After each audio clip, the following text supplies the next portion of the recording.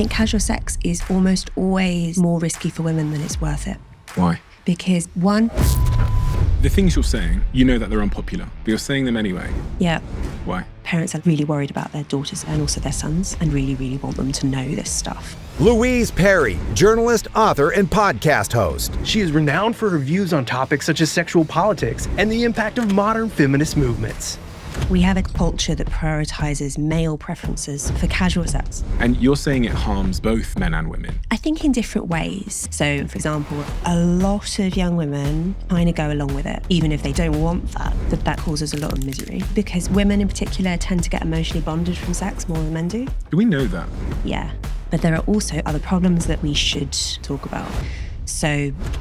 Would it be better for men if we waited longer before we had sex? Waiting till engagement is a better call. The problem is when you don't have the expectation that people wait, there's really nothing stopping those very attractive high-status men from playing the field and not being forced to commit. And then low-status men just have none. When people are left to their own devices on dating apps and you monitor it carefully, this is basically what you see. But in a monogamous system, you have to commit to one woman and remove yourself from the dating pool. So what is the uncomfortable advice that both men and women need to hear on this subject for their best interests? This is a profound problem, and it's partly because I think we don't tell the truth about it, which is, and governments know this, which is why they're starting to freak out. We've just hit 6 million subscribers on the Diary of a CEO. So me and my team would like to do something we've never done before as a little thank you. And we're calling it the Diary of a CEO subscriber raffle. And here is how it works. Every episode this month, we're going to pick 3 current subscribers at random. And we'll send one of you a £1,000 voucher, one of you tickets to come and watch the Diary of a CEO behind the scenes live with our team. And one of you will have a 10-minute phone call with me to discuss whatever you want to talk about. If you're a subscriber, you're in the raffle. Thank you from the bottom of my heart for allowing me to do something that me and my team love doing so much. It is the greatest honor of my lifetime, and I hope it continues off into the future. Let's get to the episode.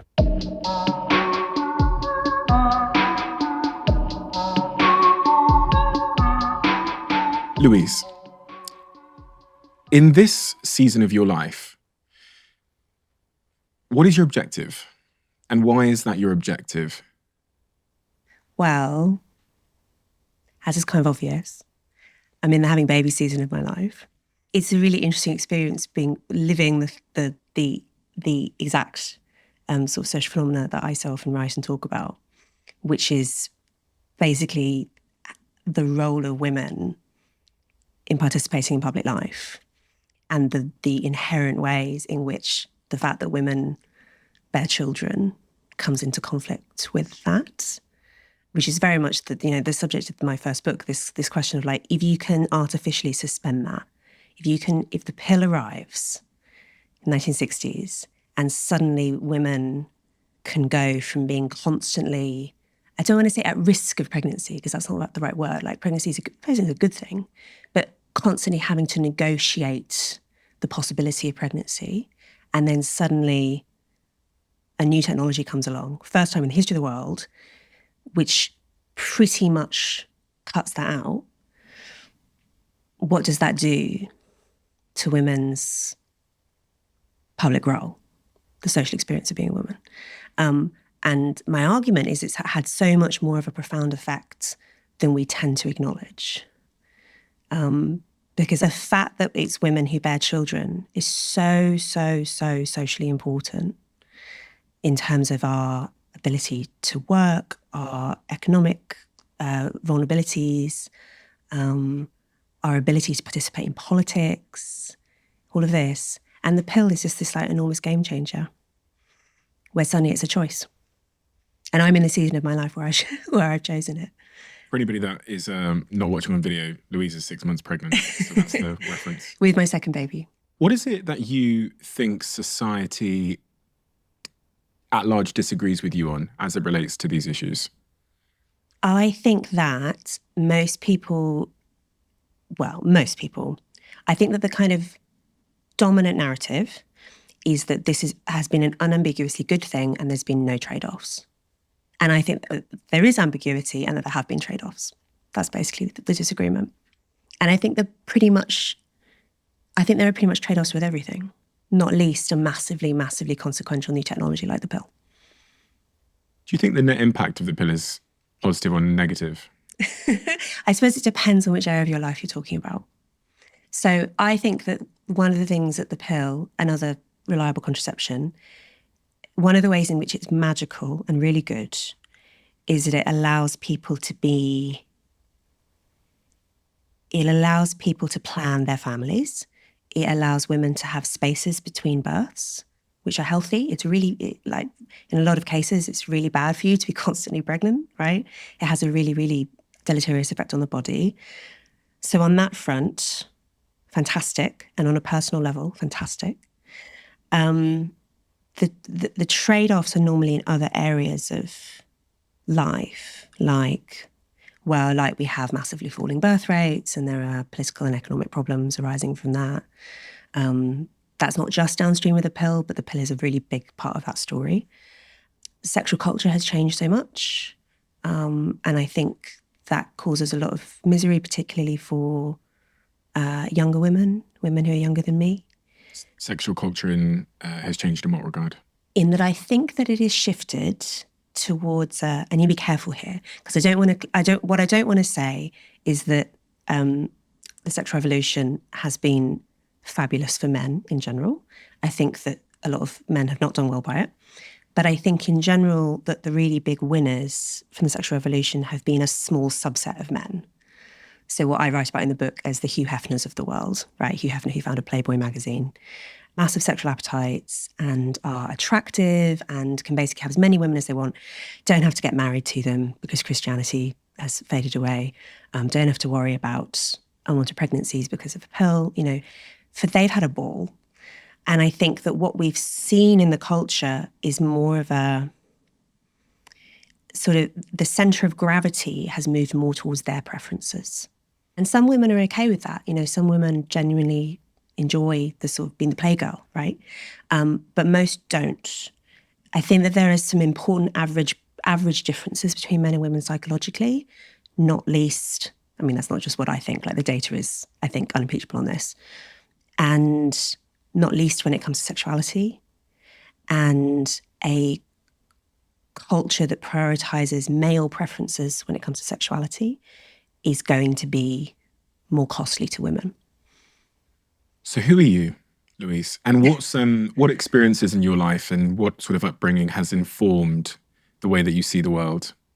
I started off as a very kind of basically holding the mainstream progressive view, being very kind of conventional in my thinking. I went to a very, very progressive university, School of Oriental and African Studies in London. And when I left university, I worked for charities, including working at a rape crisis centre, which had a significant effect on me in the sense that I was very familiar with sort of standard feminist theory.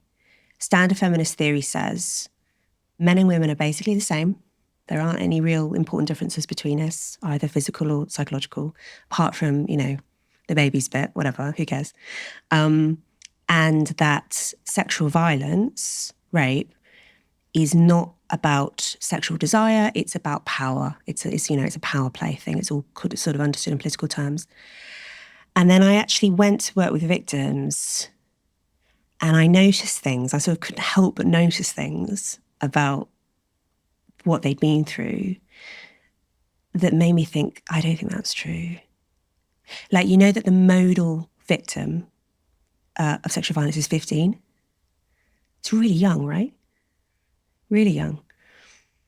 And also the age of perpetrators is also skews quite young, like teens and 20s is the most common age group.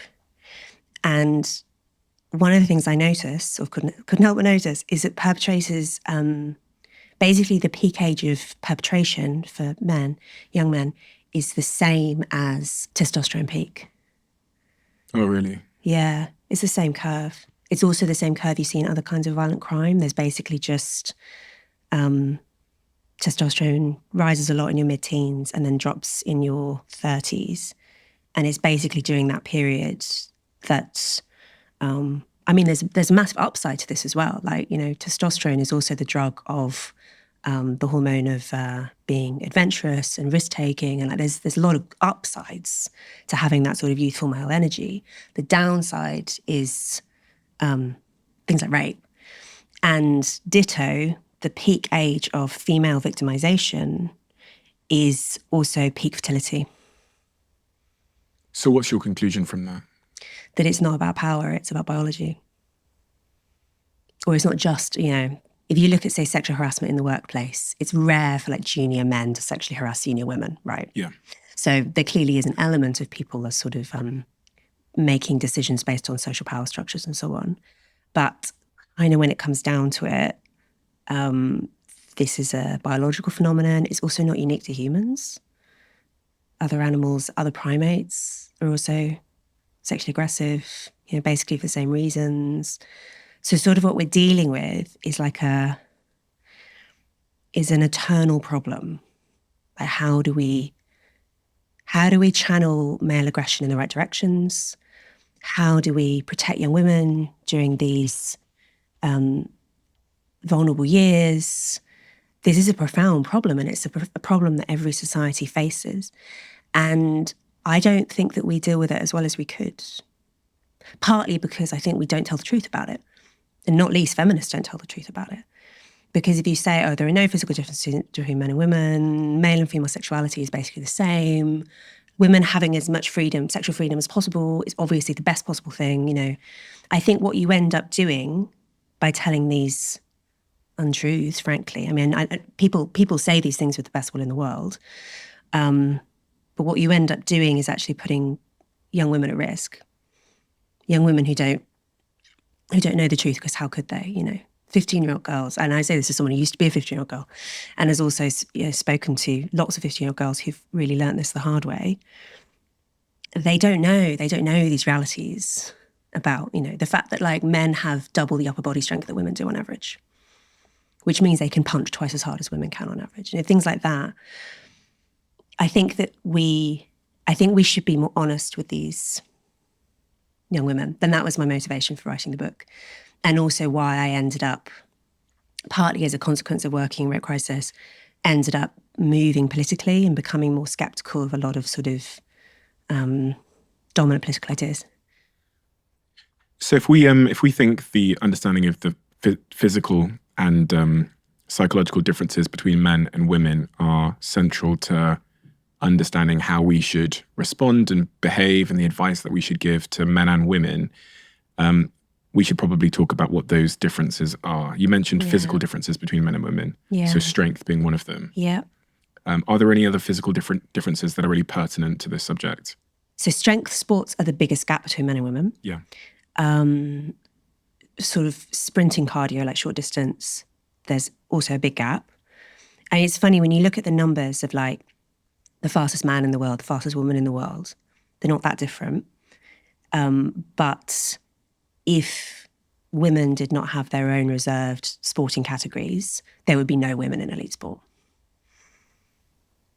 Because like the fastest woman in the world would be like the 1,000th fastest man in the world or something like that. Because once you're getting into elite sports levels, that's when these differences become very obvious. And there's this expression I think it's the golden ratio in endurance sport, where women are always, it's like 85% or something of what men are. Either the very most accomplished elite female athlete and the very most accomplished elite male athlete, there's always this gap. So anyway, so the cardio differences are not massive. The strength differences are pretty big. This physical difference, what does this then mean for the subjects we were talking about as it relates to sort of sexuality and society more generally? So it means, for instance, that I think casual sex is almost always more risky for women than it's worth it for women. Why? Because being alone with a man that you don't know, basically, is what we're talking about, is inherently dangerous for women, just because of that physical asymmetry. 2, because women are the ones who get pregnant. Like even with the pill, even with the most reliable contraception, you've still got that small chance. And so that either means that you carry a pregnancy to term with all of its physical risks and emotional risks, or it means you have an abortion. Like basically all of those costs are borne by the woman, the man might have no idea that this has even occurred, right? So there's this kind of essential asymmetry which you can try and get past with technology, with contraceptive technology, but you can't quite, it's still there. The psychological differences between the sexes in terms of sexuality are also important. They're not as massive as, say, upper body strength, but on average, they are very, very marked. And one of those differences is that men are basically keener on casual sex than women are. Men want to jump into bed more quickly than women do. How do we know that? Looking cross-culturally is one big clue, because you might say, and some people do say, like there are these studies, they're quite funny, where researchers will go onto university campuses and get an attractive woman, an attractive man, and they go up to members of the opposite sex and basically proposition them and say, like, do you want to go back to mine right now? And in 0% of cases do women say yes. 0%. And this is consistent. Whereas in quite a high proportion of cases, men will say yes, right? And that is consistent across. It's been done in different times, different places. You might say, oh, it's because women are scared of slut shaming, or, that there's like a social penalty for women. And that's a little bit true. But then when you see, there's been surveys done of like basically every country in the world, to my knowledge. And in no country do women watch more porn than men. In no country do women express more of a desire for casual sex than men do. In no country do women buy sex more than men do. Like, it's basically only men who buy sex. It's very, very rare for women to buy sex. When you see these gaps absolutely everywhere, I think that's a very strong indication that you're dealing with something innate. That's certainly the simplest explanation, isn't it? Rather than that you flip the coin 1,000 times and it comes up heads every time. Is that plausible? Is there anything in the animal kingdom that might refute that point? Is there any, certain animals where the woman is the dominant sort of sexual aggressor, or the? So yes, but not animals that are similar to us. So like spiders or something like that. Okay. In terms of other primates, I mean, there is variation with other primates. Bonobos are quite into casual sex, for instance. Bonobos are quite different. Because people do get a little bit triggered, because you're not saying that women don't enjoy sex at all. No. You're not saying that they aren't as horny in certain situations as men, but you're just saying on average, men are more keen on casual sex than women are. Yes. And there are always outliers. Of course. I mean, you're talking about overlapping bell curves, right? Yeah. So the averages are different. But the thing with overlapping bell curves is it's more obvious at the tails. Mm-hmm. So, for instance, like people who buy sex, or people who become addicted to porn or something, they're basically entirely male, because you're talking about this sort of tippy tail of people who really, really desire sexual variety. Most people obviously are not out there. Most people are somewhere in the middle. But when you're talking about culture, you need to be thinking about the big picture. You need to be thinking like, okay, what does a culture of casual sex, how would a culture of casual sex affect men and women differently? And how does it affect women differently? Because if you're saying that it's innate, it's not a sort of social construct. There's something deep within our wiring in men and women that makes us have a different sort of proclivity towards sex, casual sex. Why does that have a consequence that's negative for women? Basically, what women are more likely to want is monogamy, like not necessarily marriage, but certainly signals of commitment. If you think about this in terms of our evolutionary history, it makes perfect sense, right? Because having sex is pretty much the most consequential thing a woman can do, right?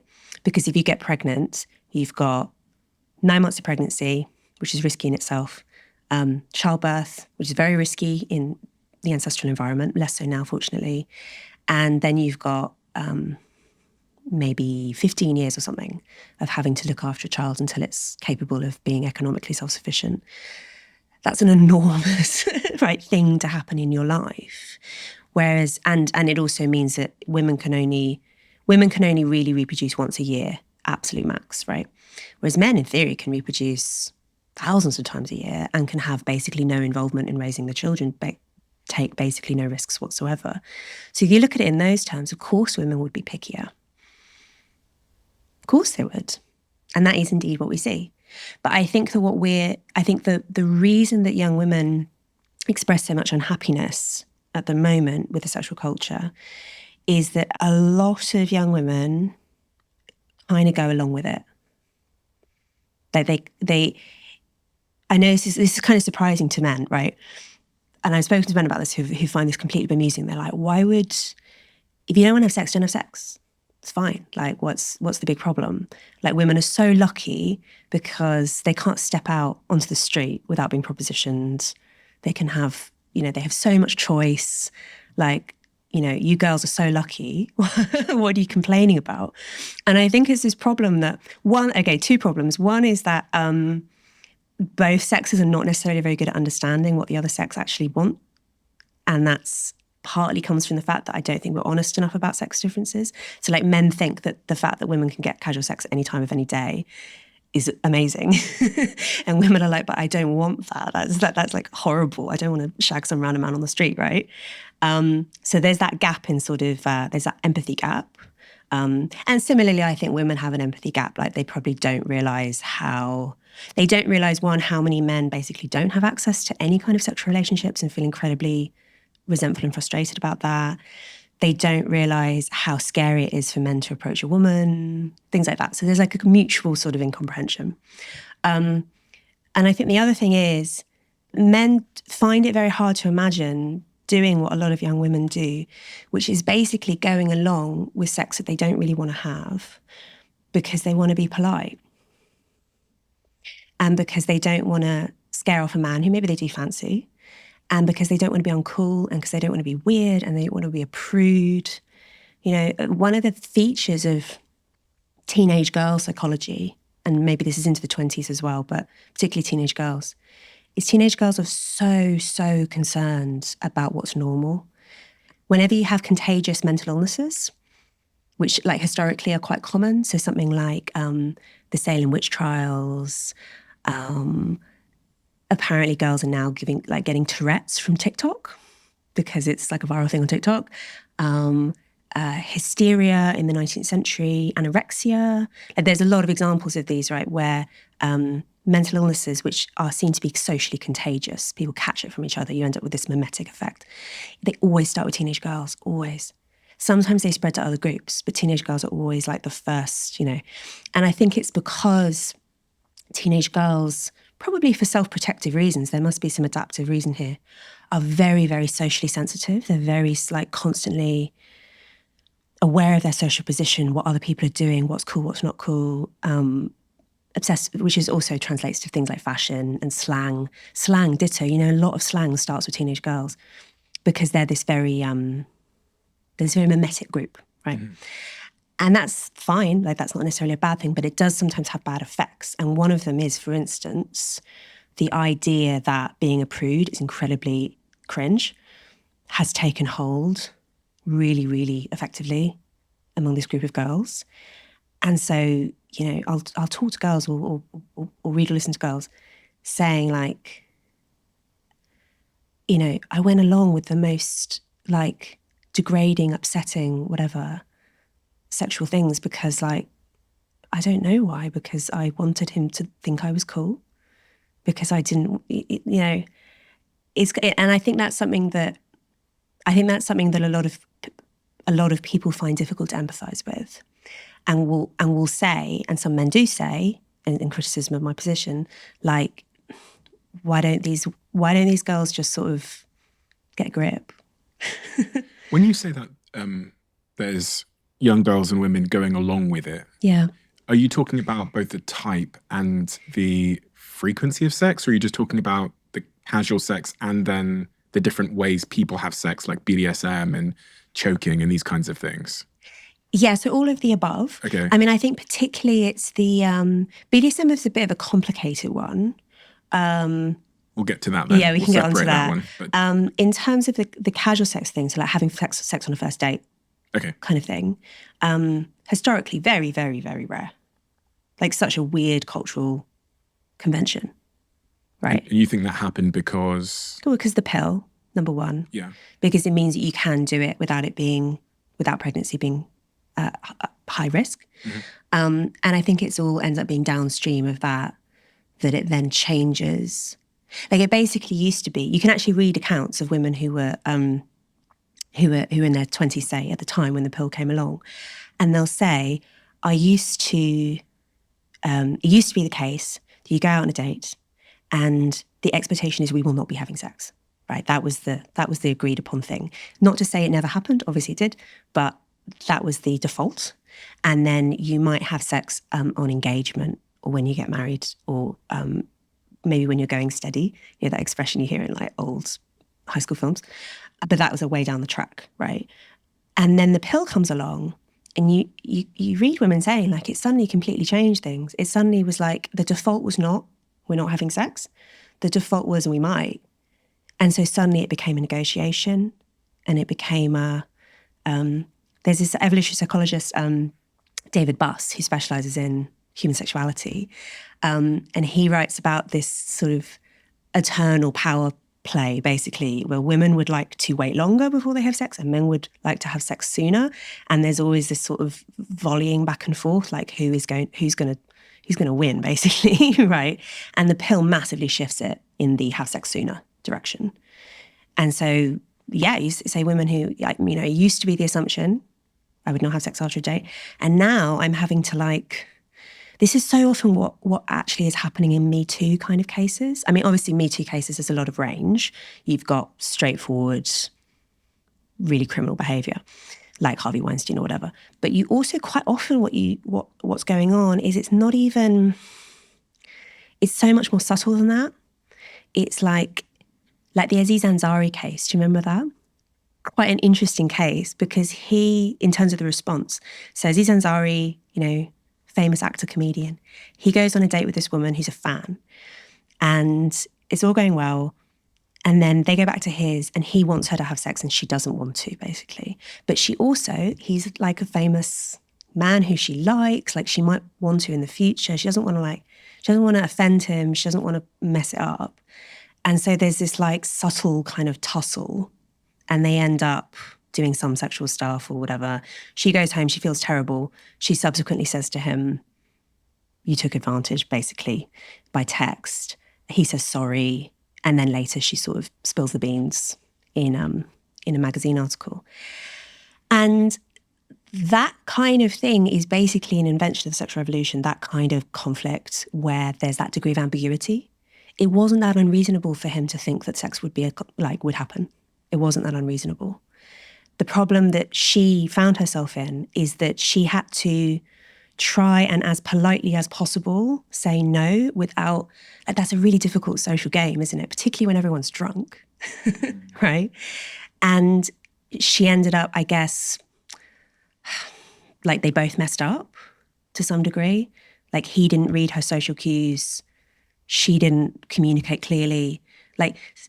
So often that's what's really going on with these Me Too cases. There's so much ambiguity in terms of what everyone is supposed to do. And you've got this tussle between what men and women prefer. And I mean, adding alcohol is really bad. There's this bias that men have. It's like a deep-seated bias where men will tend to see sexual interest where there isn't. They're more likely to see sexual interest where there is none. They kind of overestimate how much women fancy them, basically. I know. And, What are we talking about? and alcohol makes it worse. Oh, really? Yeah, alcohol exaggerates that effect. So if a man's drunk, he's more likely to see sexual interest when it isn't there. And then if she's drunk as well, she's less able to successfully navigate this difficult social situation. Do you know what I mean? It does just feel like we're the lack of social rules just sort of sets everyone up to fail, and it's kind of inevitable that you're going to end up with these I guess tragedies, right? Of people not understanding one another. So sex becoming a negotiation outlet when historically it wasn't such a negotiation, and therefore sex happening much sooner in the interaction between men and women, often on the first date, maybe the second date.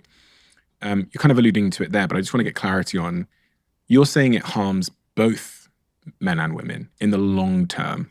I think in different ways. Yeah. So I think the harm that's done to women is feeling, is emotion. Well, no, there are obviously some situations where the worst possible thing happens. You know, you go home with a man who turns out to be incredibly dangerous. More common is women just feeling bad about themselves. How do we know that? Like, have they done survey studies? data? Oh, really? Yeah. You just ask women, like, how do you feel after different kinds of sexual encounter? Like a one-night stand? Yeah. And then you ask men the same thing. And women feel disgusting, basically, to some degree, is sort of the dominant.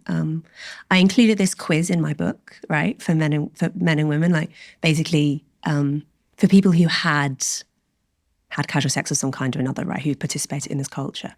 And I sort of pooled the questions from my male and female friends. And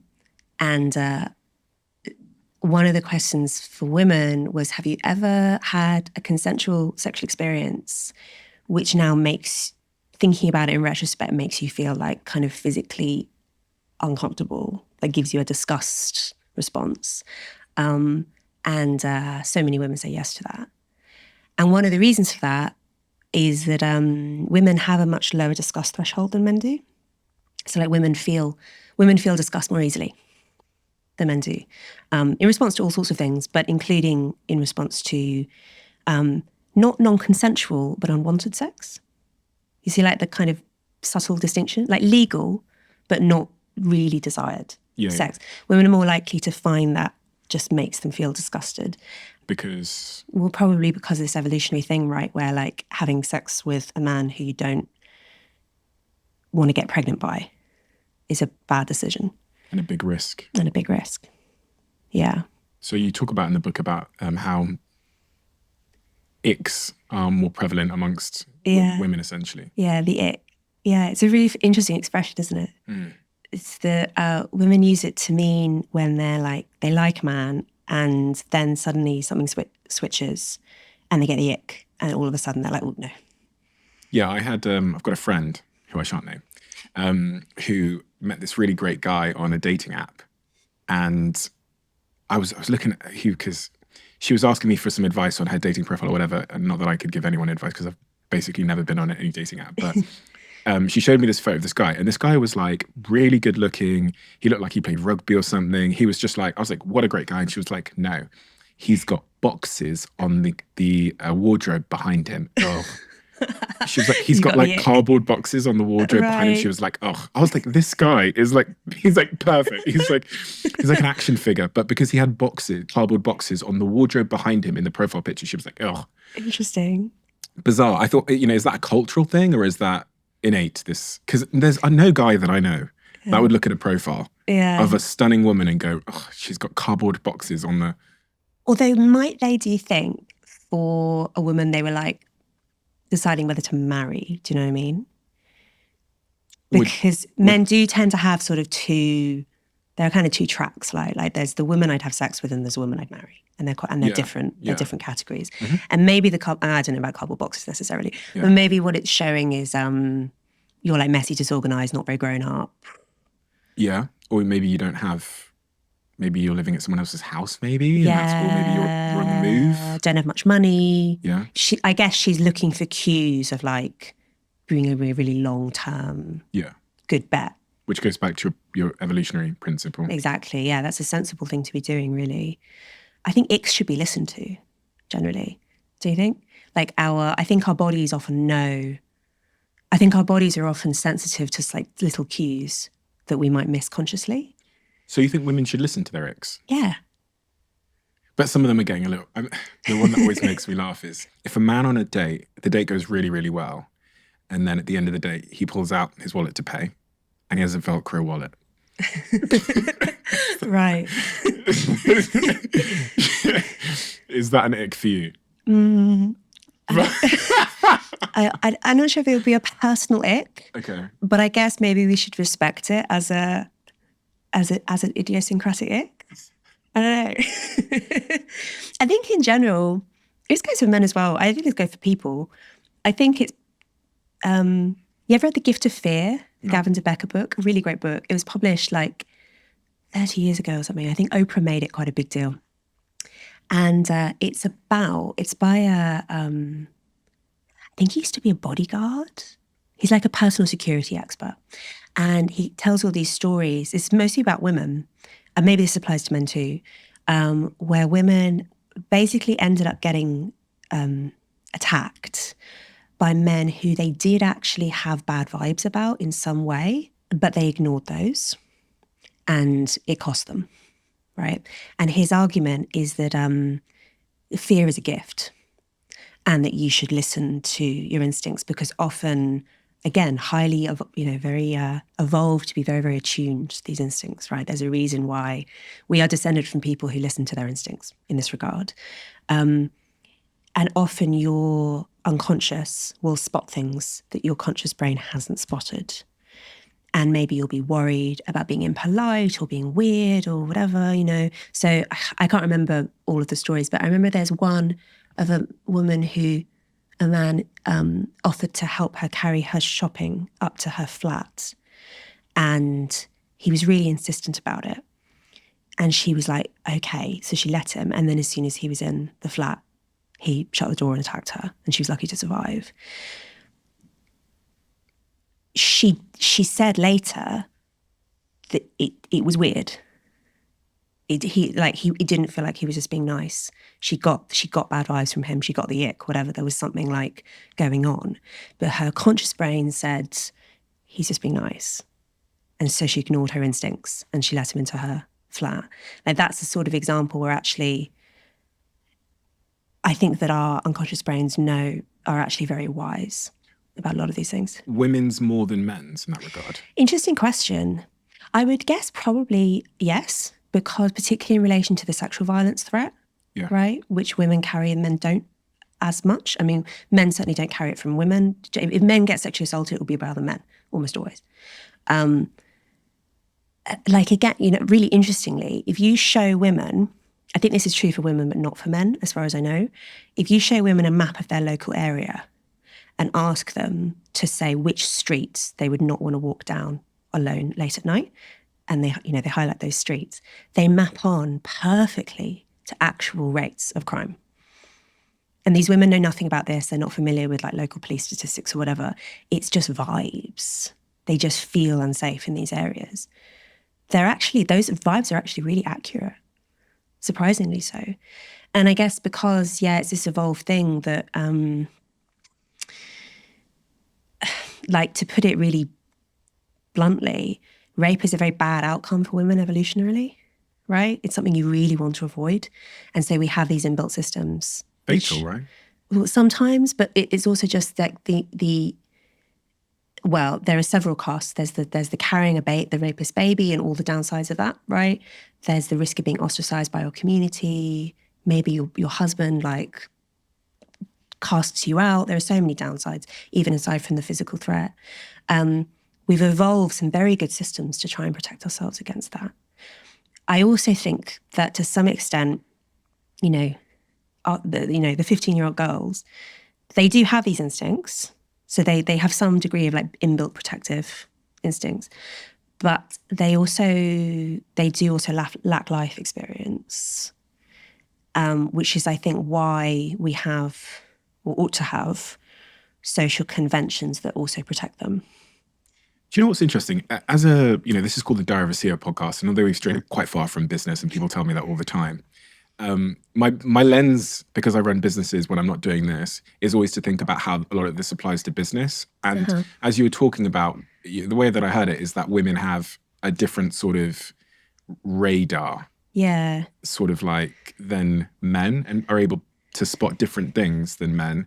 And I thought about how useful that is in business and what a great case for diversity that is, both in the hiring process, because often, and this is just an observation from running businesses, often the women that run some of my businesses are able to spot something in certain candidates that it wasn't abundantly clear to me. And often, again, this is anecdotal, one candidate who all the men in the interview process are good with, fine with, all of the women in the interview process have a problem with, and a problem they almost can't explain. Interesting. It's a vibe they're getting. It's a vibe, yeah. And the men Yeah. in the interview process often, sometimes, not always, don't have the problem with this individual, but then all of the women in my organization have a problem with this person.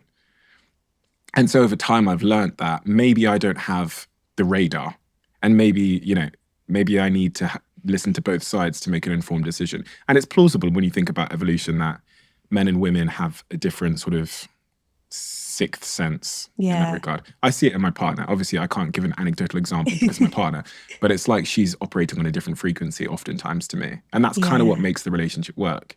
My husband says I'm a witch. Yeah, I think my partner's a witch. So if we're making it a safe space, my partner is a witch, but she's a white witch. And she knows she is, but she can it's like she can see things that I can't see. Yeah, yeah. I mean, there's a great book to be written about like how these sex differences play out in the workplace. Because again, I think it's because there's a bit of a taboo about talking about it too much, and there is obviously a risk. I mean, the big reason why feminists don't want to overplay these psychological differences between men and women is because historically they have been used to discriminate against women, right? The women are too irrational to do X, Y, Z, and that's a completely reasonable concern. But I also think that just pretending, therefore, that they don't exist doesn't really do anyone any favors, because they do. And I think we should just be honest and be honest, but also simultaneously be like, this doesn't mean that women are inferior. For me, it's a case for diversity. In some places, I mean, I think there probably is an argument for. In like the hiring process, for example. Yeah, exactly. I think there are probably some roles where, or indeed things like in policing, for instance, to be really direct, I don't think that women should be in frontline policing roles, because I think that the physical differences are too profound, particularly in the UK where police officers don't carry guns. The average woman, even a really strong, fit woman, is going to really struggle in a direct confrontation with the average male. But if I was to rebut that, I'd say, what happens if you have a crime where involving several women, and a man shows up without the empathy or without the ability to sort of resonate or to relate? So I think women should be involved in criminal justice, but because, for instance, probably women are better at interviewing. Yeah. I wouldn't be surprised. And interrogation, So there are probably some roles where women are going to outperform men. Again, it's the overlapping bell curves. There'll be some men who are really good at this, whatever, but you'd expect there to be a female advantage in that role. But there isn't a female advantage in the being out and having physical confrontations with people role. And I think that's fine. I don't think that we should. This is a very frustrating tendency in policing, for fire service as well, for people to notice the fact that there are fewer, say, female firefighters, and therefore to lower the physical demands to get more female firefighters in. What if the physical demands? What if the test is the test the same for both? I.e., if I want to be a frontline police officer, I have to pass the same physical test irrespective of gender. Yes, that's true. But one of the things that they've done over the years, because of pressure, like feminist pressure, to be blunt, is that they've changed the standards. So they've, say, reduced the upper body strength component, or they've made in policing and in firefighting, all these, and military, you have to do a bleep test, stuff like that. They've lowered the standards necessary in a lot of roles. So that's really the issue then? Versus Because there's, several of the women upstairs would whoop my ass in a bleep test. They will. They run marathons and stuff, all of them at the bloody office. They'd all whoop my ass. Yeah. So the issue is about making sure the standards are sufficient for the requirement of the role. Don't lower the standards so that you can get more women into these physical roles. Just accept the fact that there will be, I do know actually, I like one female firefighter that I know personally from jiu-jitsu. She's so strong, she's so fit, she passed a very, very high standard, great. You will get that woman in 1,000 who can, and in which case, fine, But what I don't think is wise at all is engineering it such that you have 50-50 in every role. I think that that's a recipe for disaster. So, but just to be clear on this point, because you said you don't think women should be involved in frontline policing, if they can meet the Yes, the required- very high standards. I think For your that one job. woman in 1,000. Yes, but I, One woman in 1,000? Is yeah, that, you think that's it? yeah. And is that because of upper body strength you were talking about? That's the big one. It's also aggression. Okay. Like you do need a certain level of. You can watch a lot of body cam of police having physical altercations, and it's quite common, for instance, to see female police hesitate more than male police do, because I Probably think not always a bad thing if you think about the amount of people but just being it killed because men depends. It depends, doesn't it? I mean, yeah. There's also policing is a complicated one because also in America, say where the police have guns, female police are less likely to shoot than male police are. So, maybe that's good, Yeah, right? yeah. But if it's something like, I don't know, there's a lot of body cam footage you can watch of, say, a female and a male police partnership confronting someone. The man goes right in, and the woman is like, because these are quite deep-seated instincts to be less physically aggressive. And this is the thing, I mean, we talked about right at the beginning, this thing like, the testosterone curve for men in their teens, 20s, 30s, it has as its disadvantages. It translates into sexual violence and violent crime and whatever.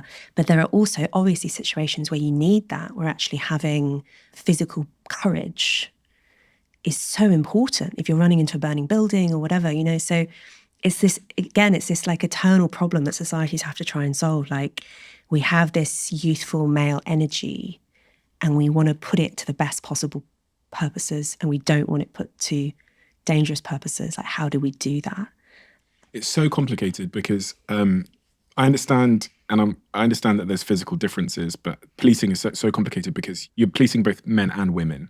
So women have a different testosterone curve, for example. So would it therefore be better for a woman to show up in that scenario who is going to match that person's? Maybe, although women really don't commit very much violent crime at all. So if you're talking about like physical altercations, the chances of it being a woman are not high. But if a man shows up, then maybe he would escalate more. He would escalate more. I'd had a few conversations about this subject with people. And then I remember seeing, obviously, it's a particular front of mind story. What happened in Australia recently with the terrorist attack in the mall. And we were in Australia at the time, and I was watching the footage, and it was a woman that showed up with a gun, shot the terrorist. Yeah. And there was also that man, did you see, who like barricaded the escalator? Yes, and he was holding He was just a member of the public, Yeah. So that was really interesting because this idea of, I read this article about heroic masculinity in the New York Times, written by a woman. And the article goes to highlight these instances where the man runs in the building, 9/11. I think it was like 98% of the people that died in 9/11, firefighters were men. There was a couple of women as well. And then I saw that video of the terrorist attack in Australia, and you have the guy on the escalator holding a chair, threatening this terrorist that he's going to smash him with a chair if he comes closer. And then the person that ultimately ended the terrorist attack was a woman with a gun. And so, it's super nuanced, isn't it? Yeah. What's really interesting about this physical courage thing is so often people say later that they didn't even think about it. There was no conscious process. There was no like, should I? They just do it. Do it, yeah. And you don't really know if you're like that, I think, until you're confronted with a situation like that. 100%. When women will definitely do that absolutely not thinking is protecting their kids, Yeah. And you do read amazing accounts of women driving on their children and lifting cars because like their child is stuck under it, and they just have this like almighty surge of strength. Like and actually that's an interesting situation where women can be very aggressive in defending their children. Like, and that's true in other species as well, that you can have this, just the red mist descends in that set of circumstances. So, yeah.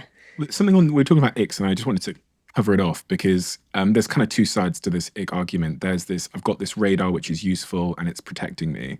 And then there's this other sort of more newer social TikTokification of the ick, which is probably causing people not to get in relationships. I've got a friend that she goes on about 100 dates a year.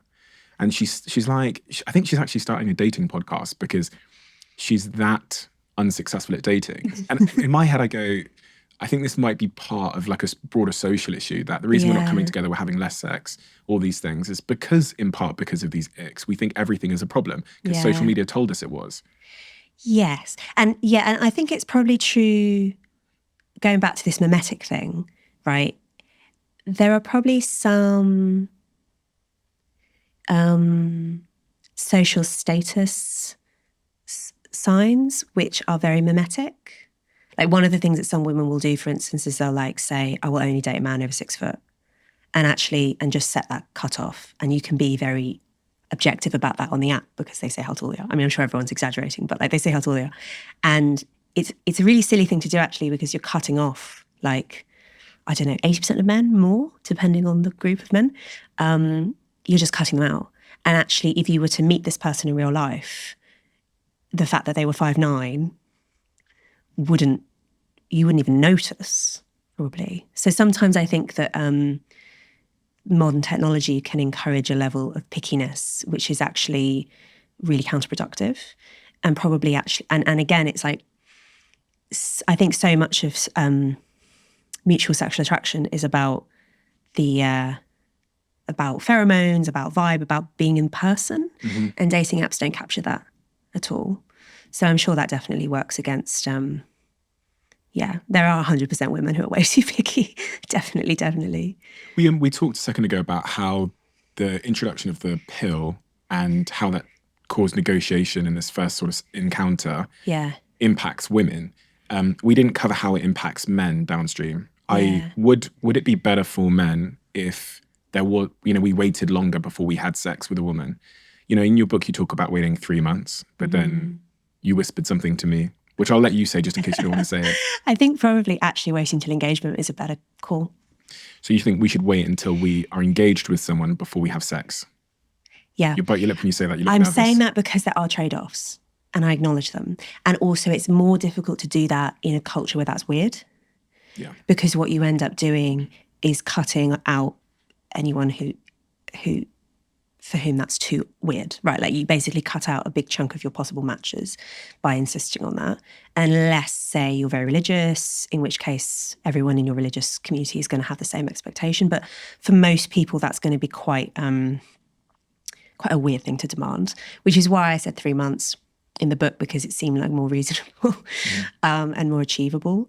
And also because my mum said to me when she read the draft, she was like, if you say wait till engagement or marriage, that's the first thing every reviewer is going to notice about the book. It's going to be a big deal.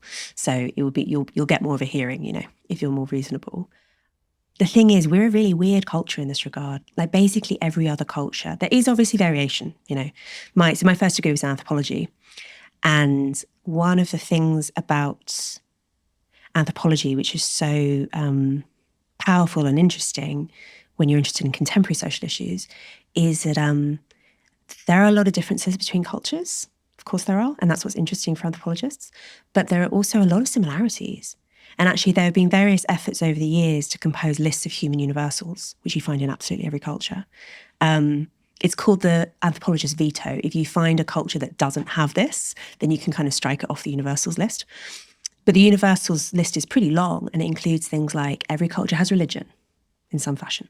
Every culture has gender roles in some fashion. Every culture has wages war in some fashion. There are things that everyone does. And everyone has marriage customs of some kind.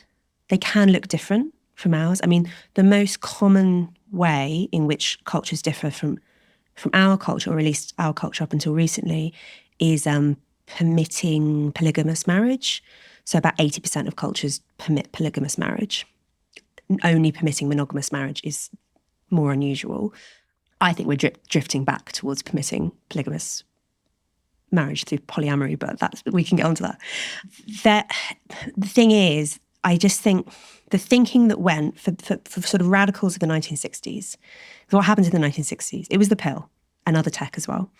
It was also an ideological thing. It was also people wanting to completely reject the old order, reject religion, reject conservatism, whatever.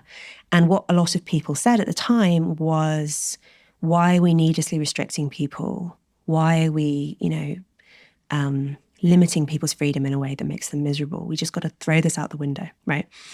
And I think that That doesn't work. Like throwing conventions out the window.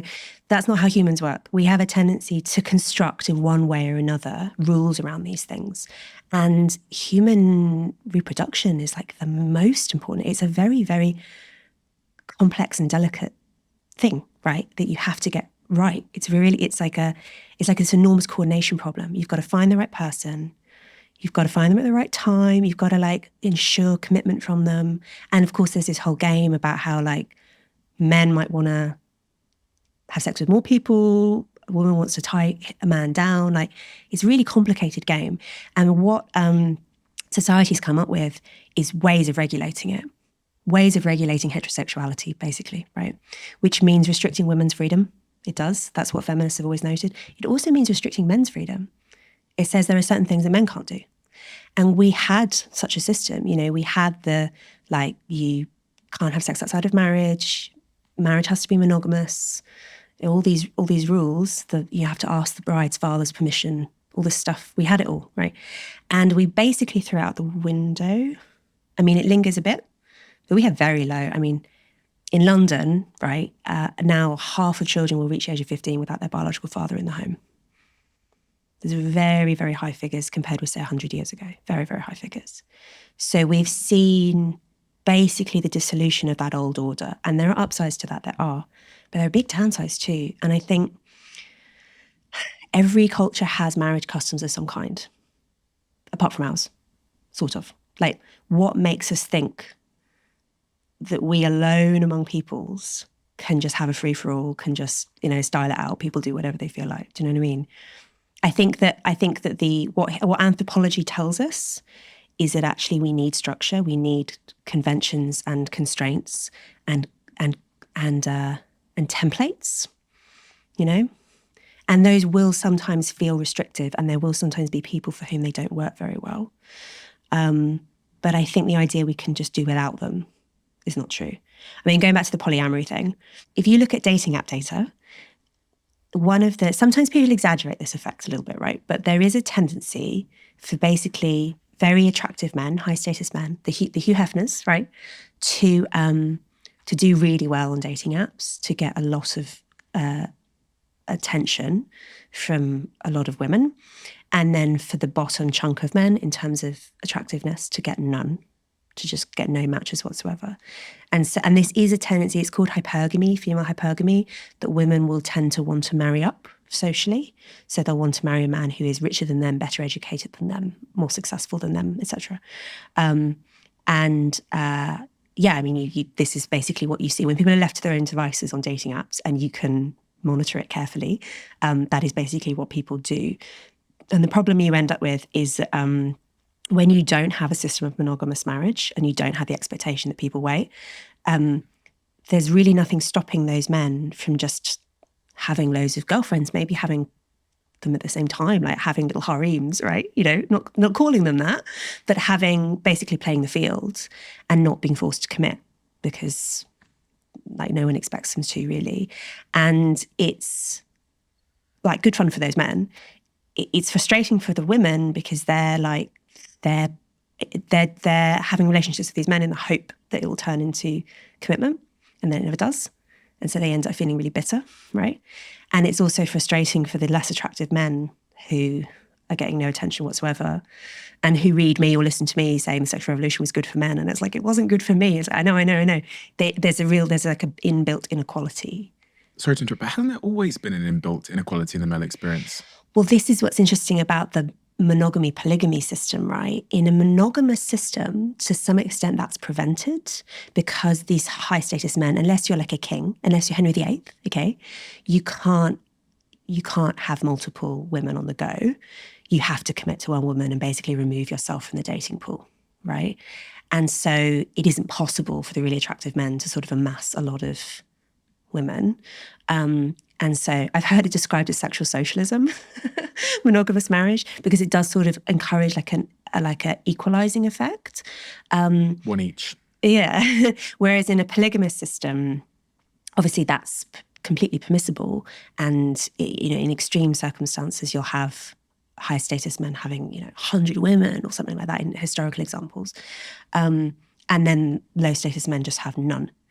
and it's quite an unstable. One of the downsides of a polygamous system, it is quite common, and it's probably to some extent our species norm. I think it's what people kind of do when left to their own devices. That's like the natural way we settle if there are no social restrictions. One downside of it is having a lot of unmarried, or like having a lot of sexless men is quite bad for social stability, because they're very frustrated, they're angry, they don't have a lot to lose. One of the really interesting things about going back to testosterone, when men have children and get married, their testosterone levels drop. They become less aggressive. Like in the year after a baby's born, men commit less crime, they're less promiscuous. Like there's a real sort of... They just have no sleep. I'm sure that's part of it. But there is, like, if you're directly involved in caring for your own child, you do, as a man, you do become less high tea. And that has a sort of taming effect, right? Or it's like, it's channeling male energies in a different direction, which at a societal scale can be really good in terms of having a peaceful, stable society. And polygamous societies do tend to be more unstable in that sense. There's more domestic violence in polygamous societies. There's more conflict within households. Like there are quite a lot of bad outcomes that you get from polygamous systems. So even though monogamy is maybe not the norm anthropologically, it does seem to be a good norm. And some of the most successful societies have adopted monogamy as their norm, and have been successful partly because of that. If you are to have a daughter in the future, I know you've got a son already and you've got another boy on the way, but if you are to have a daughter in the future and that daughter comes up to you at, let's say, 18 years old and says, "Mum, I heard on that podcast you did ages ago, 20 years ago, that you said I shouldn't have sex with the guy I'm dating until engagement. Yeah. Mum, can you just confirm why? What would you say to your daughter?" There's a few reasons. One is because women in particular tend to get emotionally bonded from sex more than men do. Do we know that? Because anecdotally, in the group chat, confirmed. Yes. But is there science to support that idea? Yeah, I think that you can measure it in terms of things like oxytocin. Okay. And there's actually, I wrote about this in the book, there's this whole like horrible genre of journalistic articles basically advising women on how to have casual sex without being miserable. And sort of what can you do to like hack your brain so that you can have casual sex without feeling dreadful afterwards. This is like public acknowledgement that this is a thing. And one of the pieces of advice is things like take ecstasy while you're having sex, because it will like dull your emotional bonding response, things like that, which I just find so dystopian. I'm like, or you could just not. Yeah. Or, you don't have to like try and biohack your brain to endure something you don't really want to do. But anyway, women get more emotionally bonded from sex than men do. And then you do end up with this kind of asymmetry, which comes up in the group chat, right? Of like, she basically is more into him than he is into her. And if there's no commitment, not even any necessarily social acknowledgement of the relationship, it might be just friends with benefits or something, that can be really painful. So it's a good idea to basically, if you hold off on having sex, you hold off on having that effect. And it means you can make clear-eyed decisions.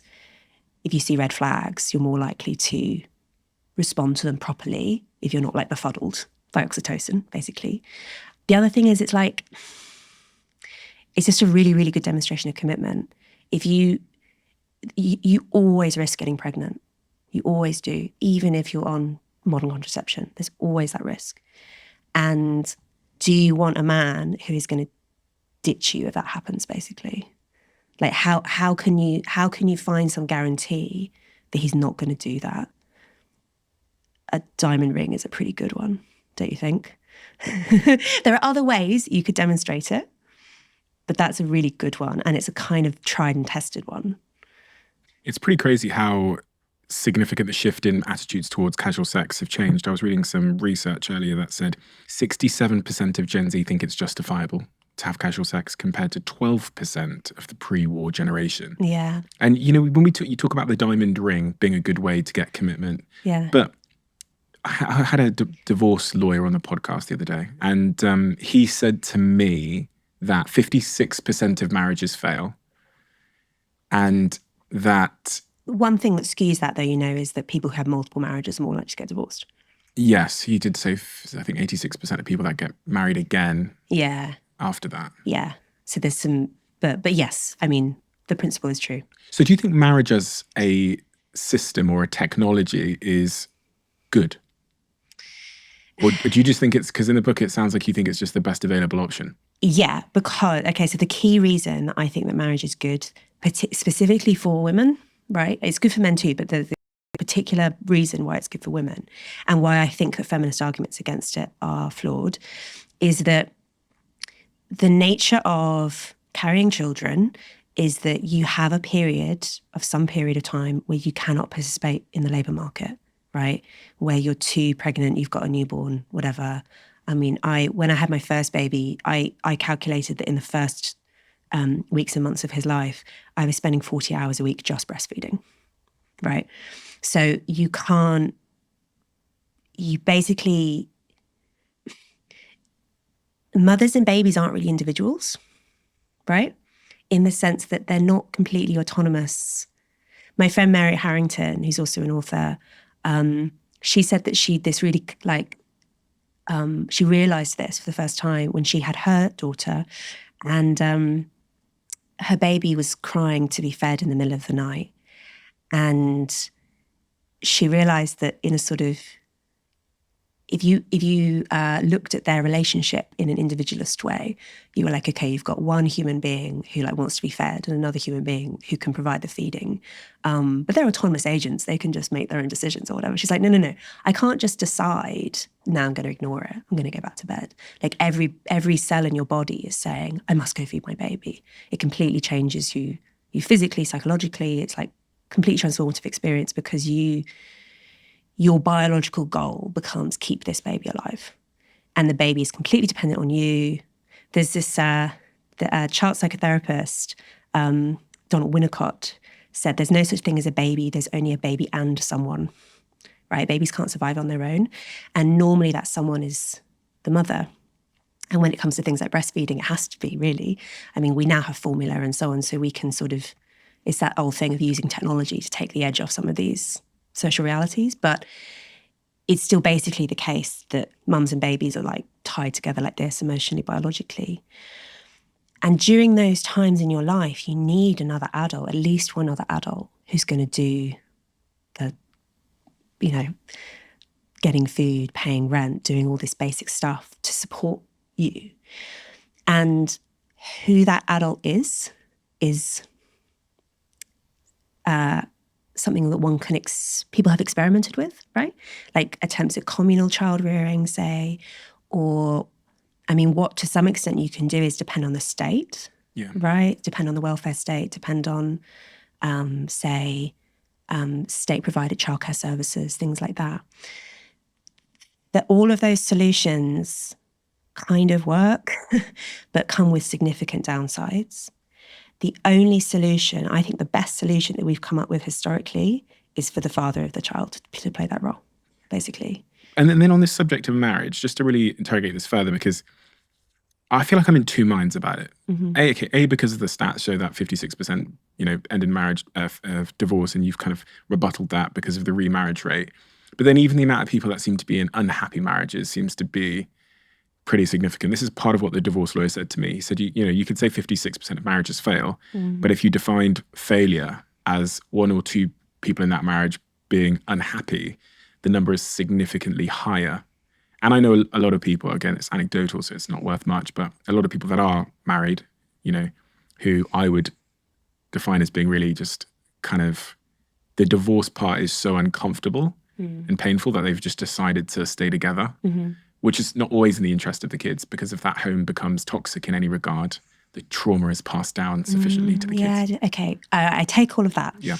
But I do think that, one, the divorce rate is to some extent a product of a divorce culture, right? Where it's very permissible, in fact, very normal for people to, a really, really tricky bit for people to get through is the first year after a first child is born, because everyone's tired, everyone's stressed.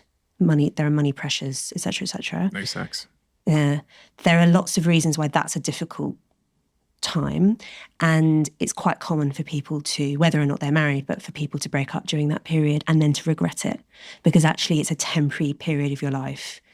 It will get better, you will get less stressed, you will get less tired, etc. So to some extent, a divorce culture will sometimes encourage people to make permanent decisions which they will regret. And there are stats showing that quite a lot of people do regret getting divorced, something like a third of people regret getting divorced. So there's that.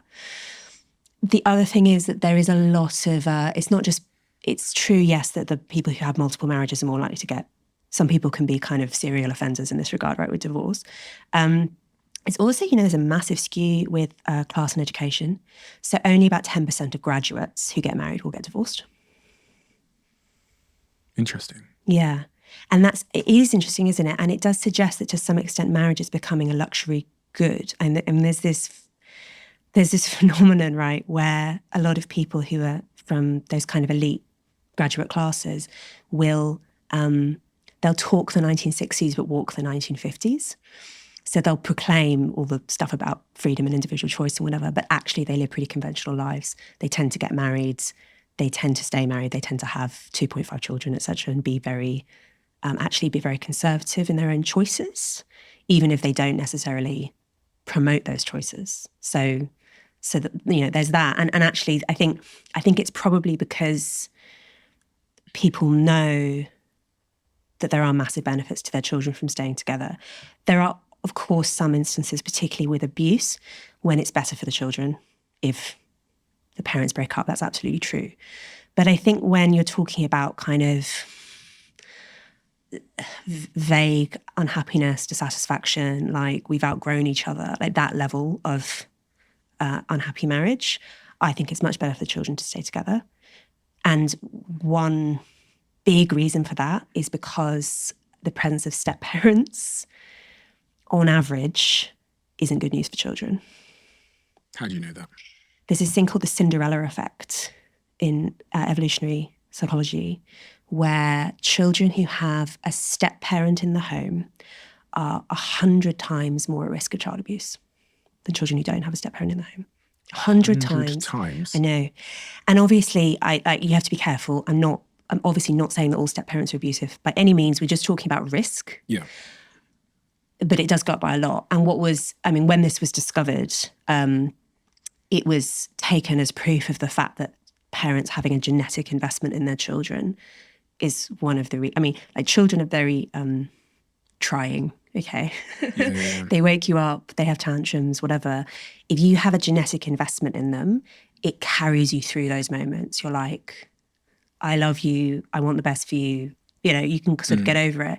If you don't have a genetic investment in those children, if in fact you potentially have a conflict, if say you have children with the new partner and those children in the household and you want those children to sort of be favoured and do better, unconsciously, right? But there will be kind of a playing of favourites game. Like it's not just... In some cases. It's not just like violent abuse. It's things like step-parents are less likely to put a seatbelt on their stepchildren. Things like that. It's like subtle but small ways in which stepchildren are disfavoured compared with biological children. And of course, some people will surmount that and be amazing step-parents, ditto like adoptive parents. Plenty of people will do a wonderful job, but it is a really significant risk thing. I had this woman called Katie Faust on my podcast a little while ago, who is a American campaigner for children's rights. And she said, try this, okay? Google my mum's boyfriend and see what Google suggests. It's not pretty. You've Googled it, haven't you? Yeah. What does it suggest? It's things like, my mum's boyfriend touched me, my mum's boyfriend looks at me weird, my mum's boyfriend makes me uncomfortable, things like that. Is a step-parent better than raising a child without a second parent, though? Probably financially, yeah. In terms of stability and having a role model or something? Yeah, potentially. And obviously some step-parents can be really good. So it's difficult, isn't it?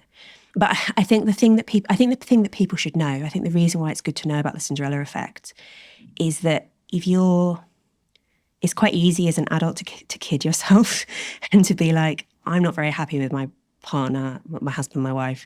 You know, sex not as good as it used to be.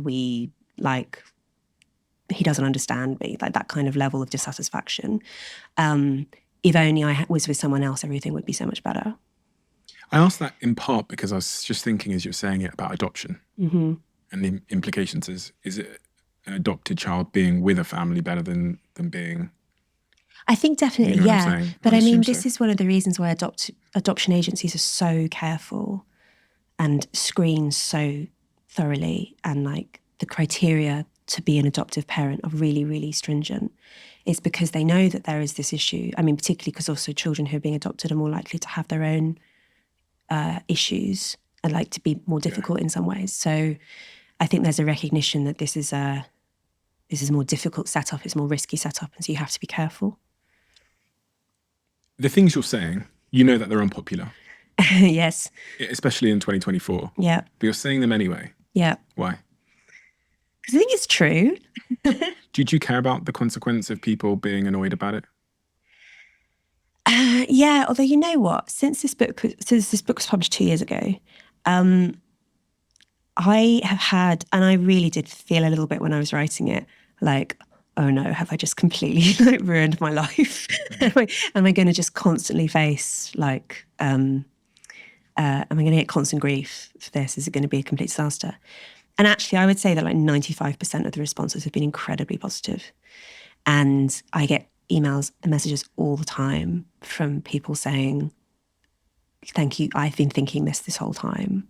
The feedback you've gotten following the publication of your book, how has it surprised you? And when I ask that, I'm asking in terms of like, who is sending you messages and what they're saying? I would say probably the two most common groups of readers are dads, Okay. who are really worried about their daughters in particular and also their sons, and saying like, thank you so much for, this was the reason I decided to do a young adult edition of the book. So in a few months, there's going to be a young adult version, which is basically like edited, made shorter, simpler, whatever, because the book has a lot of very adult themes, obviously. And I had so many people saying like, I wish I could give this to my 14-year-olds. And I just kind of feel uncomfortable doing so, but I really, really, really want them to know this stuff. And so we did a young adult edition for exactly that purpose. And often it is dads who are feeling, mums too, but dads who are feeling really anxious about this. What are they worried about? They're worried about, they're worried about sexual violence to their daughters is probably the key one. Yeah. But they're also worried about, say, the impact of porn on their sons, and they're worried about the children being miserable in various ways.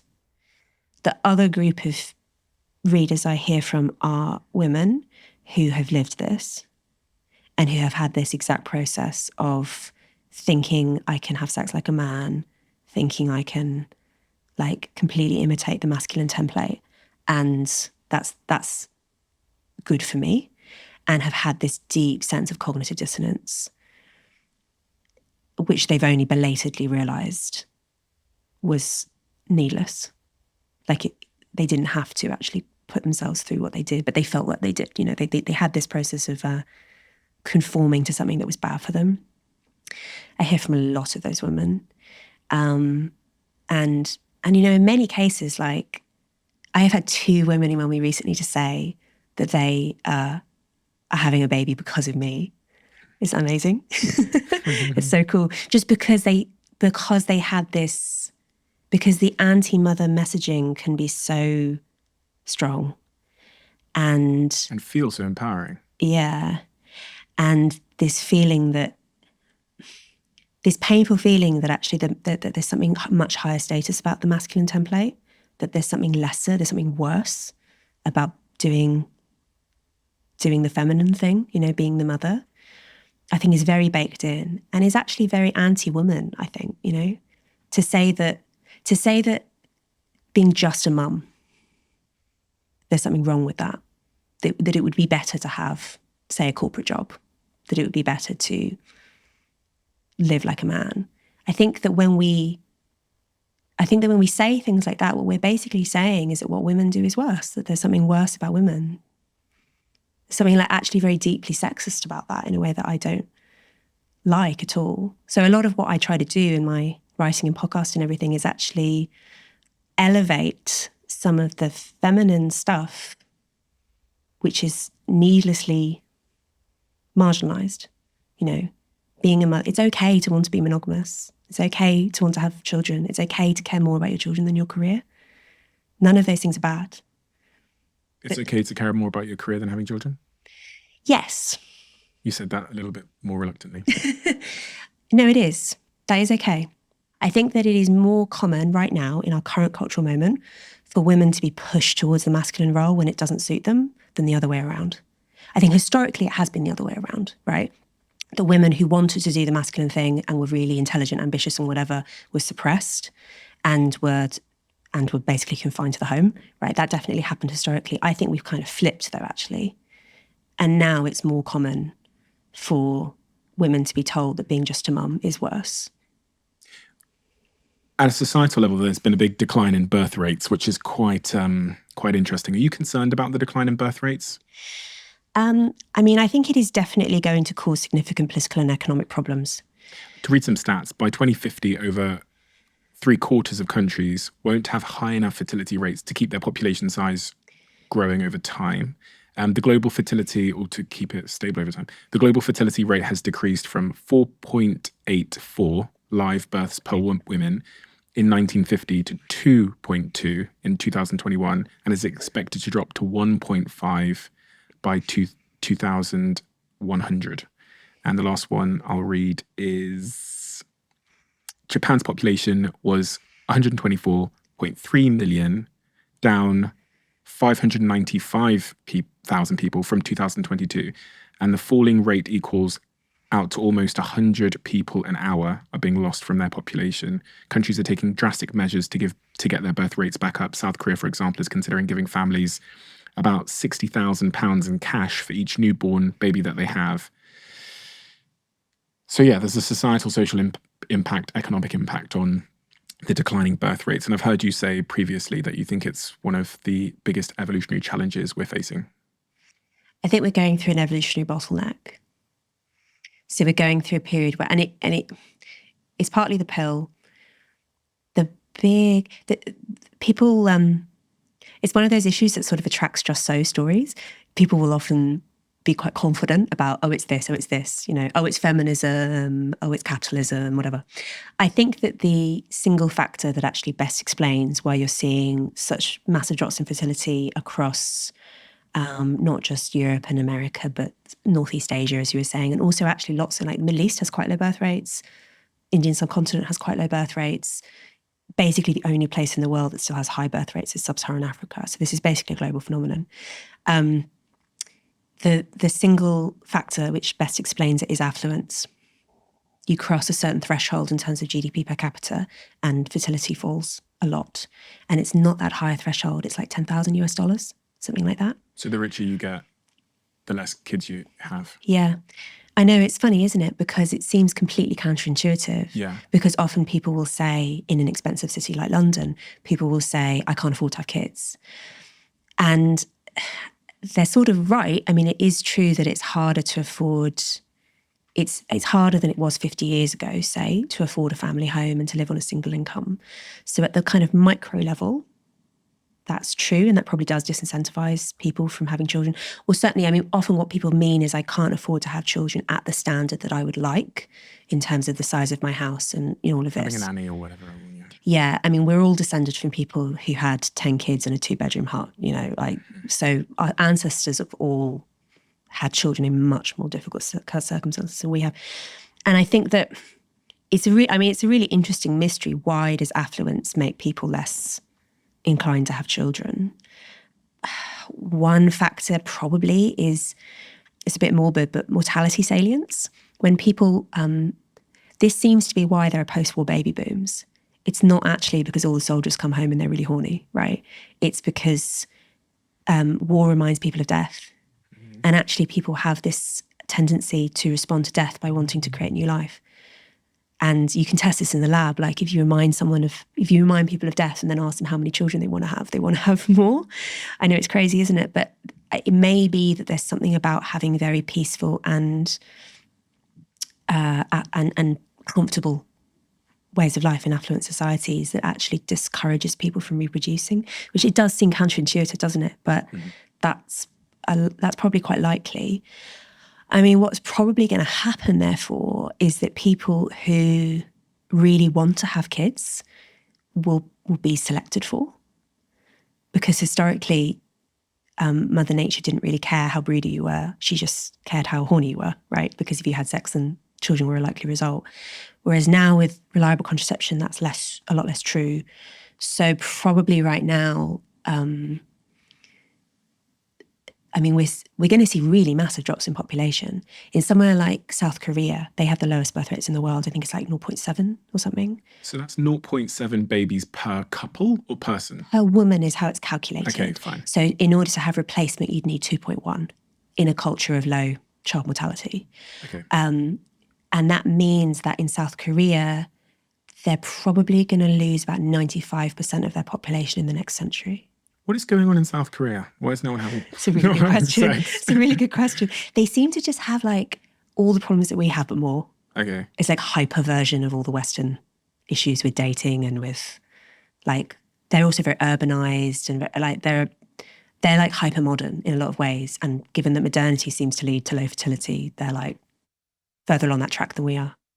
We touched on it briefly, the idea that porn might be playing a role in people having less sex. I read an interesting study from 2014 from JAMA Psychiatry Journal where they looked at 64 adult men who watched hours of porn each week and found that there was a decrease in the amount of grey matter in the area of their brain that is associated with sexual stimulation. Right. The percentage of women who consume porn is increasing, and by the end of 2019, almost 3 out of every 10 Pornhub users were female. The role that porn is playing in all of this, and what's your view on pornography? Good thing? Bad thing? Net negative thing. Net negative. Yeah. Yeah. I mean, there are various objections you can have, right? I mean, it's very much not a fair trade product. I think everyone knows that really, like deep down, right? Yeah. It's the industry is really horrible, and it has a tendency to take people who are already vulnerable and completely destroy them.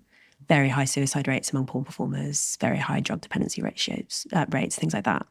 So, yeah, you're not consuming something that has been ethically produced. And even when some porn claims to be ethically produced, it's often like, those claims are often actually very shoddy. And there's a lot of like, it is prostitution. It's prostitution with a camera in the room. So it has the same issues as the sex industry does in general in terms of coercion and misery, basically. So there's that. But in terms of the effect on people who use it, yeah, I mean, it does seem to have this... Death grip syndrome.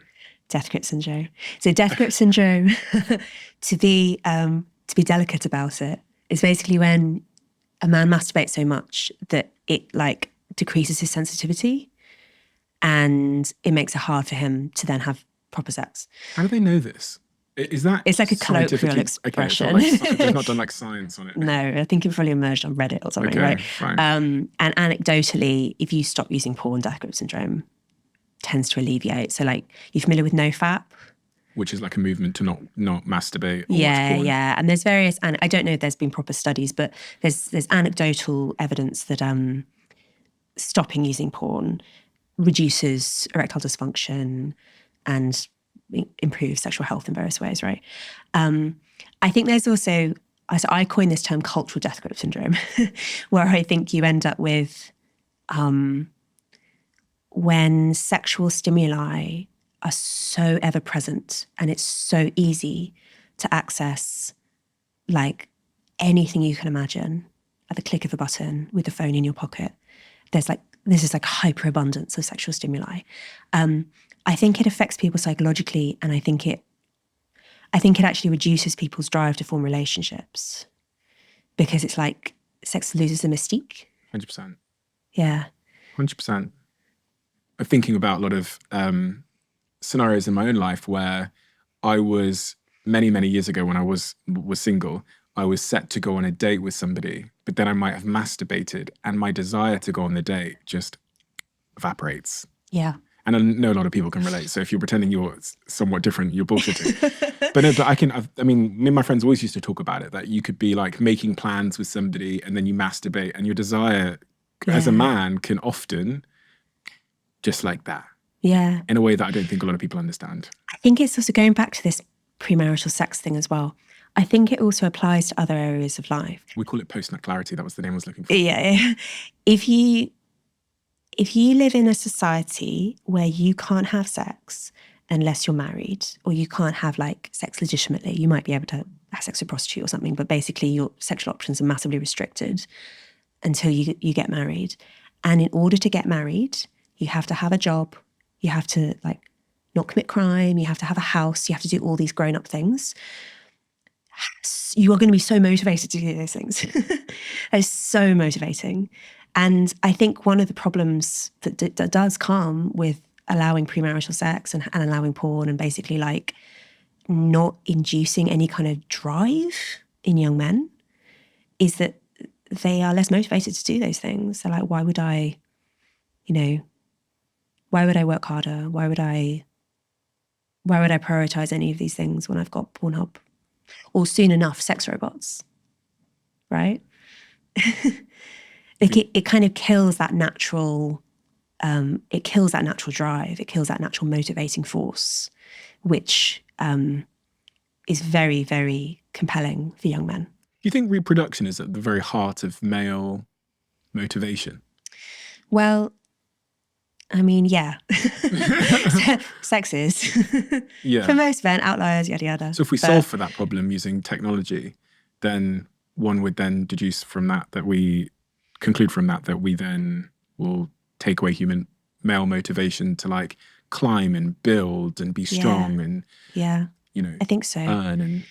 I mean, there might be some upsides in terms of one of the arguments that people use in favour of porn is that it reduces sexual violence. Mm-hmm. Now, I don't really know if that's true. It's very hard to measure. Mm-hmm. And I'm skeptical about it because I think that something like choking is now so much more common among young people. Like the proportion of, I can't remember off the top of my head, but the proportion of young women who say they've ever been choked in bed is so much higher than the proportion of older women. It just goes up. It's from your charity, right? The charity you're involved in. We can't consent to this, yeah. Estimated that 2 million UK women have experienced unwanted choking by strangling during sex.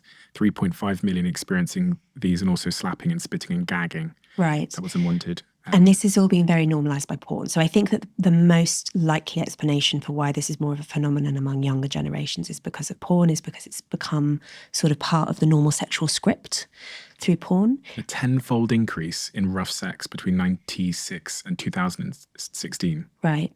And I think that, and the reason that we can't consent to this exists is because it was, I mean, we successfully changed the law on this. So hopefully this is happening much less often than it was in the UK.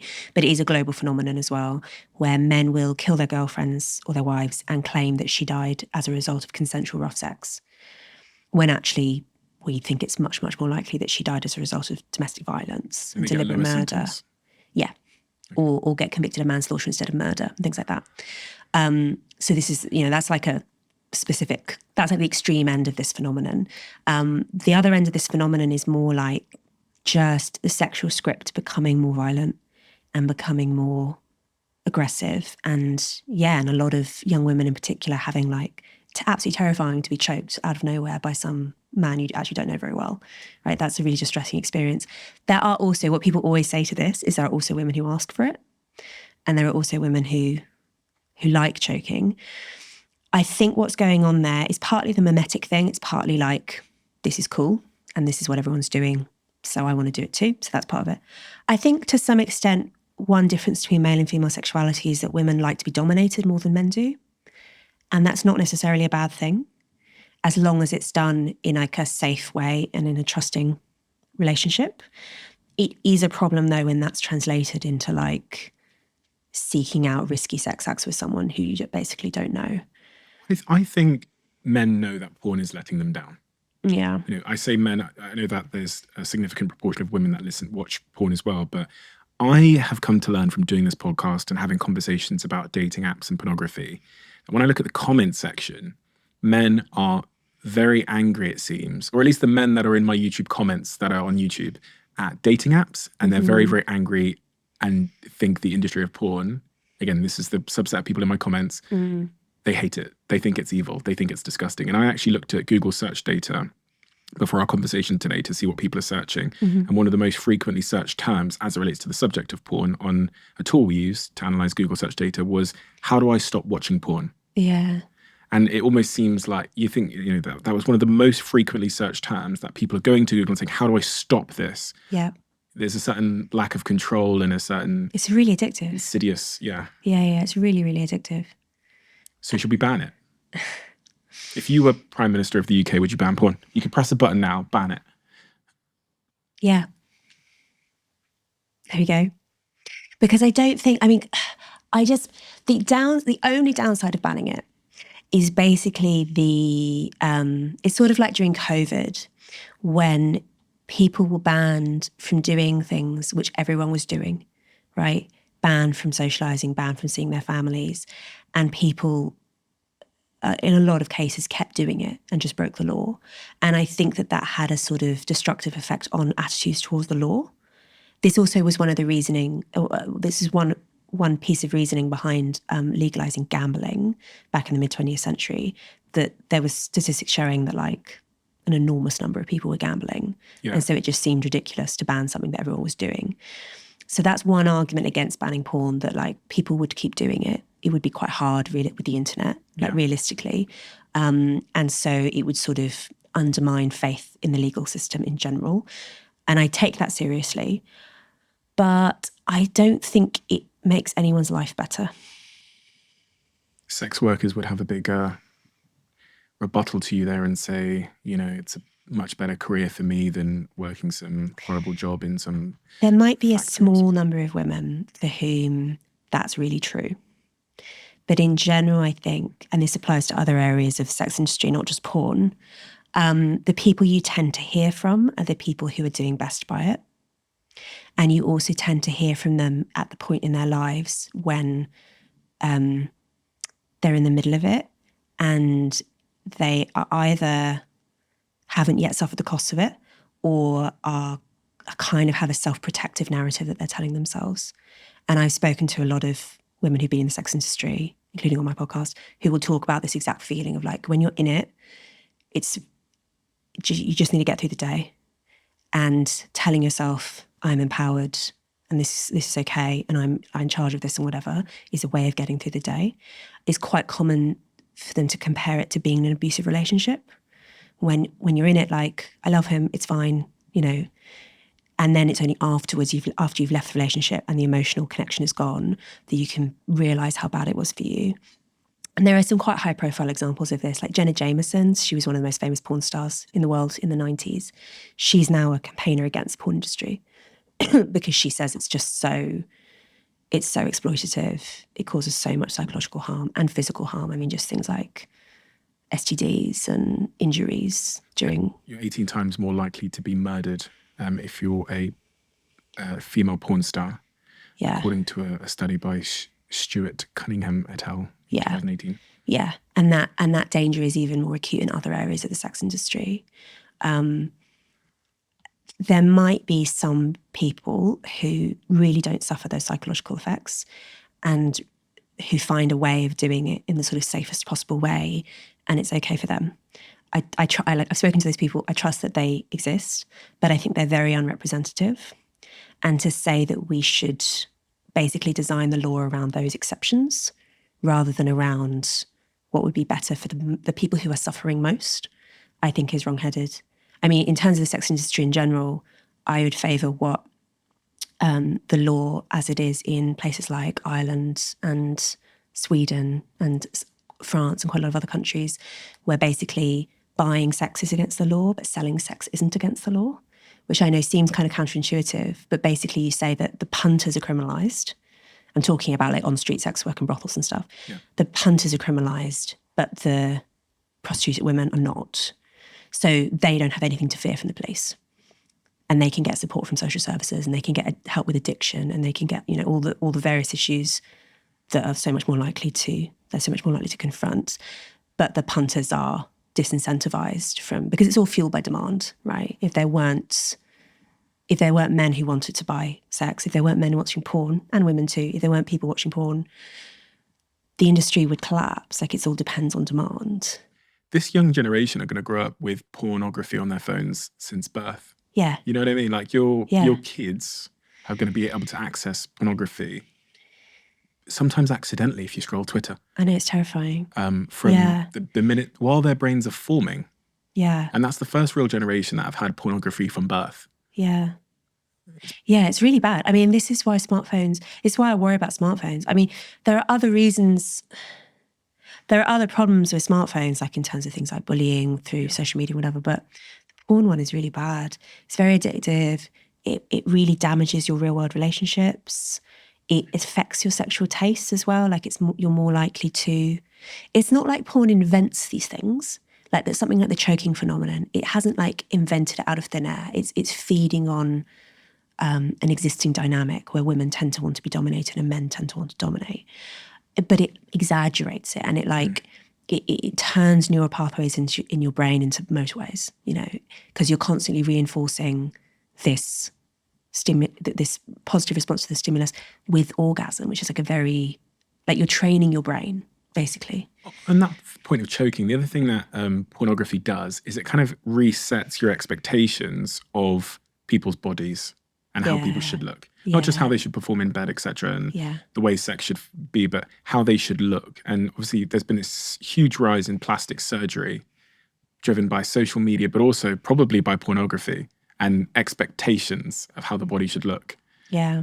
Which seems to be playing into all of this. Yeah, and seems to be, bad for self-esteem, bad for your sort of realistic sense of... So it's that funny phenomenon, isn't it, where what looks good in 2D doesn't necessarily look good in 3D. Mm-hmm. You ever notice how sometimes women who have had a lot of work done will look really good in photos and then look a bit weird in person, like uncanny valley in person? Yeah. Because actually in 3D it looks a bit odd. Yeah, of course. So it's like the wrong motivations as well. On that subject of attraction, though, the conversation around attraction itself is quite confused because, again, there's sort of a political correctness around what you can and can't say about attraction, what men are attracted to and what women are attracted to. I think we can agree, from an evolutionary perspective, is different. And what is that? What are we not saying? I mean, there's lots of really interesting little data points about that, like perfect waist-hip ratio that men like is 0.7. 0.7, which is, just for anybody that doesn't know, that they want the waist to be 0.7. So it's the waist measurement divided by the hip measurement. Okay. Should be 0.7, I think that's right. Okay. And like men having like upper body strength, just straightforwardly, like basically the more the better. There is this interesting thing with women where too masculine is off-putting. Ah, interesting. Women want like 8 or 9 out of 10, right? Masculinity. Yeah. But they don't want bodybuilder. Exactly. They don't want too much, or like the super square-jawed, like intense look. And the reason for that is an interesting one. It seems to be because women have this balance in choosing a partner where you want someone who's strong and will protect you and will provide for you, and and being masculine is an indication of that, which is good. But you don't want someone who's so macho that he has like out of control aggression and might hurt you. Okay. So the 10 out of 10 is a bit risky. You want your 8 or 9 out of 10, like that's the sweet spot. It becomes an ick. I guess so. Your radar. Or scary. Okay. Yeah. Yeah. I don't think that men have that in reverse. As far as I can tell, the more feminine, the better. Like men just really like, all the signs of like adult female fertility are attractive. You said that women like upper body strength. Yeah. You didn't say lower body strength. Is this why men don't do leg day? I mean, that's the point where there's the most divergence between the sexes. Like lower body strength between the sexes is, I don't at the moment, obviously, but I normally do powerlifting, and the difference between squat for men and women is much less than the difference between bench. So it may be that everyone's trying to like exaggerate the dimorphism. I think and there's also an interesting point around the way our society is less polarized. Like we do the same jobs. Men and women are friends with each other. Like there are lots of ways in which we are much more sexually egalitarian and like mix more with the opposite sex than did our grandparents, say. And I think to some extent people actually really crave polarity. They actually crave sexual difference, maybe more than that's one theory as well as to why BDSM is popular. That people are like really drawn towards like hyper macho, hyper feminine behaviors.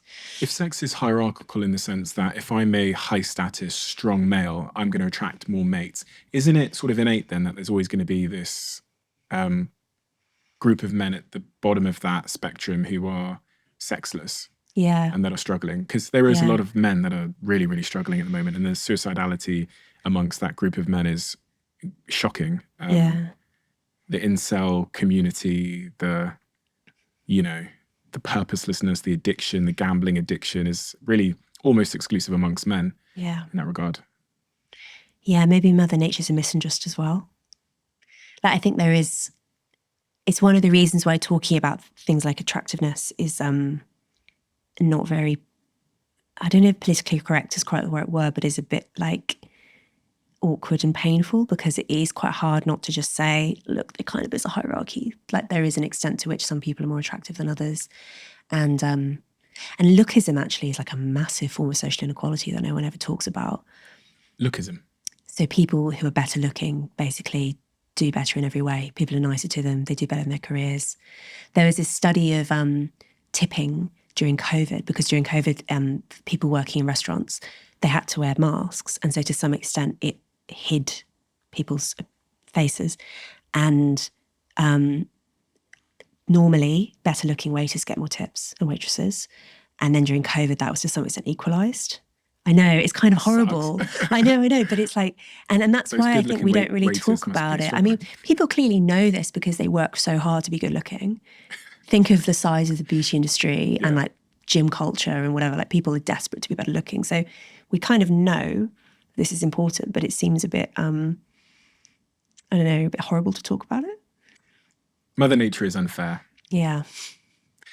And there's trade-offs that go both ways. Yeah. You know, I'm not, Kim Kardashian is gorgeous, but if I was a woman, I wouldn't necessarily want to be Kim Kardashian, because there are trade-offs that I wouldn't be happy with. And I think that's much of what this conversation has really been. It's just highlighting some of those disparities and unfairnesses, but also the trade-offs and the opportunities that Mother Nature presents us with in all facets of our lives.